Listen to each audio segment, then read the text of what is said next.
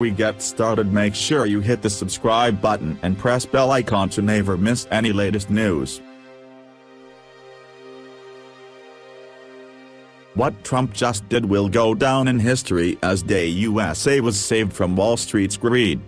It all started with the now disgraced CEO of Jack Welch.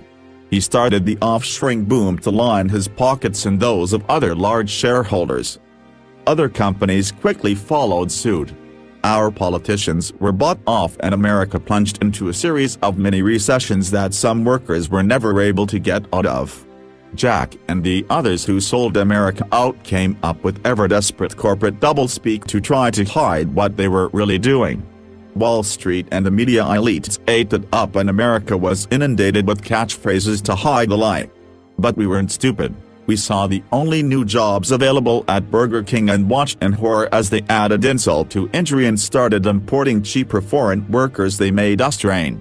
Wealth inequality grew to dangerous levels for a healthy democracy, and America became more third world, the really rich and everyone else, than first world.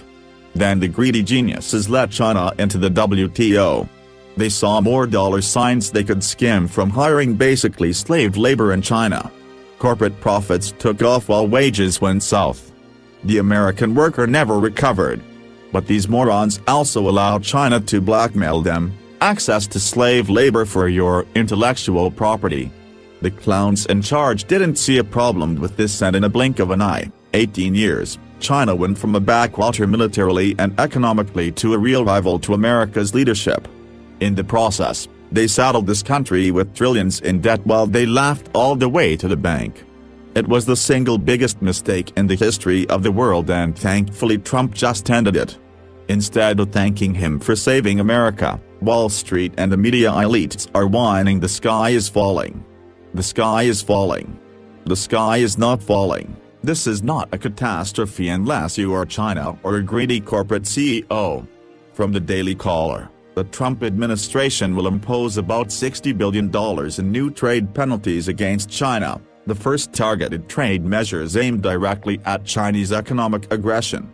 We have a tremendous intellectual property theft situation going on, President Donald Trump said Thursday, revealing that he has spoken with Chinese leadership about this issue and the out-of-control trade deficit.